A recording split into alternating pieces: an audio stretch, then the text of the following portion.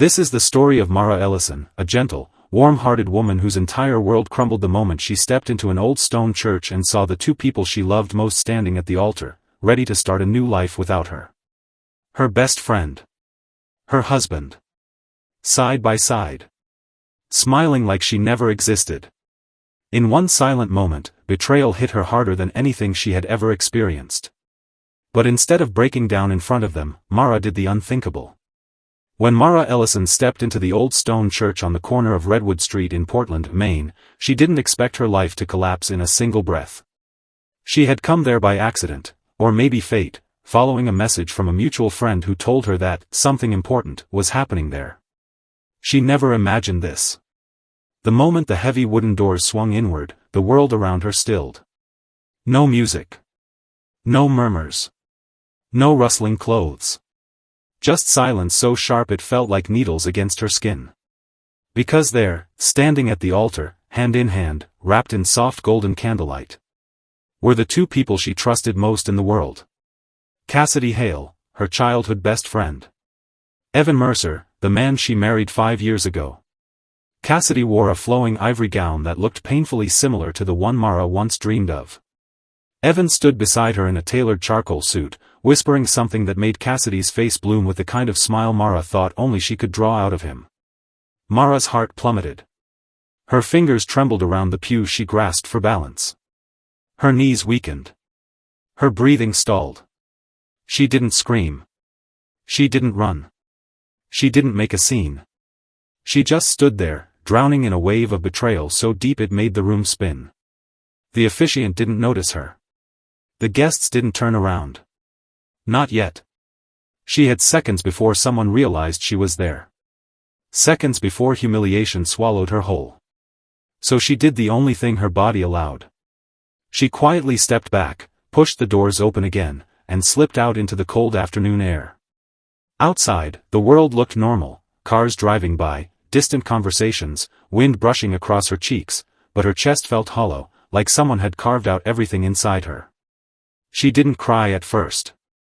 Shock held the tears hostage.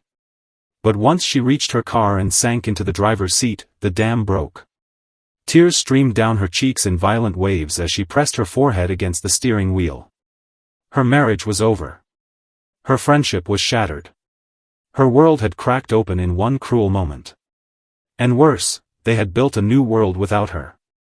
Long before betrayal became her shadow, Mara believed she was blessed.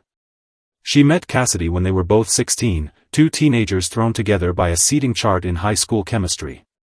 Within a month, they were inseparable, sharing secrets, weekend plans, and dreams whispered late into the night. Cassidy was the kind of person who filled rooms with energy, bright, charming, talkative. Mara was softer, a listener, a nurturer, someone who held people together without realizing she was the glue. They survived heartbreaks, college struggles, first jobs, and first apartments side by side. Cassidy became the sister Mara never had. The person she trusted with everything. When Evan came into Mara's life at 27, Cassidy celebrated more than anyone. She teased Mara endlessly, helped her choose outfits for dates, and was the first to say, "He loves you. I can see it. You finally found someone real."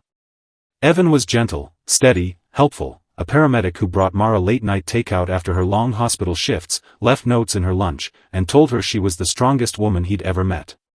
Cassidy loved him too, as a friend, Mara believed. She helped plan the proposal. She helped pick the wedding colors. She cried happy tears when Mara walked down the aisle. For years, the three of them felt like a small, cozy family. But everything slowly changed. The first cracks were so tiny Mara ignored them. Cassidy texting Evan about random things. Cassidy dropping by unexpectedly, often when Mara wasn't home. Evan's phone suddenly having a password. Late nights at work that didn't add up. Guest room sleep excuses. Avoided eye contact. Strained conversations. Distance she couldn't name. Then one night, Mara came home to find Evan silently packing a suitcase. He didn't explain. He didn't argue. He didn't even cry. He just muttered, "I need space," and walked out of the door. His family avoided her. Cassidy disappeared. And silence replaced every answer she begged for. Weeks later, a white envelope arrived. A wedding invitation. No signatures. No note. Just elegant gold letters. Cassidy Hale and Evan Mercer invite you to their wedding. Mara stared at it for hours. Her hands numb. Her heart cracking. And then, she made the decision that brought her to that church. She needed to see it with her own eyes. She needed the truth. She needed closure. But what she found instead was a betrayal so deep it made her body turn cold. For days after the church encounter, Mara lived in a fog. She slept little. Ate barely. Survived moment by moment. But eventually something inside her shifted, not rage, but clarity. She wouldn't let everything end this way. She wouldn't let their betrayal swallow her whole. So she reached out to Leighton Crane, a lawyer she knew from a previous minor property issue. A quiet, perceptive man with a calm voice and an excellent reputation. She told him everything: Evan's disappearance, the wedding invitation, the gradual distancing, the suspected lies. Leighton listened carefully, then said the words that sparked something powerful inside Mara. If he misused your financial information, we can trace it. If they planned this behind your back, we can expose it. And so began her silent, determined mission. Night after night, Mara dug into old bank statements, credit card charges, tax filings, shared expenses, missing income, loan applications she never signed, transfers she never approved. The more she investigated, the clearer the truth became. Evan had been draining their accounts for months, moving money, making purchases, and using her information to cover debts. And Cassidy. She wasn't just complicit. She had benefited from it. Wedding venues. Rings. Honeymoon bookings. New clothes. All paid for with money tied to accounts Mara hadn't touched. Leighton collected everything. Logs, screenshots, statements, witnesses, timestamps. While Evan and Cassidy posed for honeymoon photos on a beach in Costa Rica, drinking cocktails and celebrating their stolen love, a process server handed them each a thick legal envelope. Fraud. Financial misconduct. Unauthorized loans. Divorce proceedings. Asset seizure. Restitution demands. Their smiles vanished. Their honeymoon soured. Their future cracked open. Evan was suspended from his job within days. Cassidy had to return the engagement ring. Their wedding expenses were legally traced back to Mara's accounts. Their debts piled high. And Mara? For the first time in months. She could breathe. She didn't have to scream. She didn't have to confront them. The truth spoke louder than revenge ever could.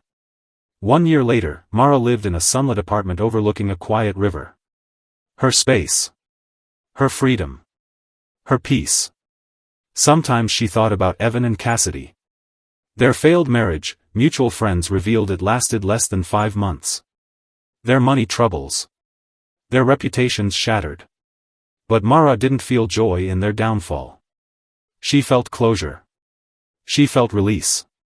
She didn't want revenge anymore. She wanted a life. And slowly, she built one. She took weekend trips. Rekindled friendships. Found new hobbies. Laughed again. Lived again. The past hurt, deeply, but it also shaped her into someone stronger, wiser, and impossible to break. In the end, Mara discovered something powerful. The people who betrayed you don't get to write your ending. You do. And she chose peace. She chose healing. She chose herself.